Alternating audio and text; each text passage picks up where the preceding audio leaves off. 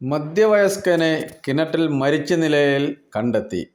ചാത്തനാംകുളം കടപ്പയിൽ 48 വയസ്സുള്ള സജീവാണ് മരണപ്പെട്ടത്. 2 ദിവസമായി ഇദ്ദേഹത്തെ കാണാനില്ലായിരുന്നു. ബുധനാഴ്ച സന്ധ്യയോടെ സമീപത്തുള്ള ഒരാൾ വന്ന് നോക്കുമ്പോഴാണ് കിണറ്റിൽ മൃതദേഹം കണ്ടത്. തുടർന്ന് വിവരം ഫയർഫോഴ്സിനെ അറിയിച്ചു. ഫയർഫോഴ്സ് സംഘം സ്ഥലത്തെത്തി 7 മണിയോടെ മൃതദേഹം പുറത്തെടുത്തു. തുടർന്ന് കിളികൊല്ലൂർ പോലീസിന്റെ നേതൃത്വത്തിൽ മൃതദേഹം കൊല്ലത്തെ സ്വകാര്യ ഹോസ്പിറ്റലിൽ മോർച്ചറിയിലേക്ക് മാറ്റി. പോസ്റ്റ്മോർട്ടത്തിന് ശേഷം ബന്ധുക്കൾക്ക് മൃതദേഹം വിട്ടു നൽകും. മരണകാരണം വ്യക്തമല്ല.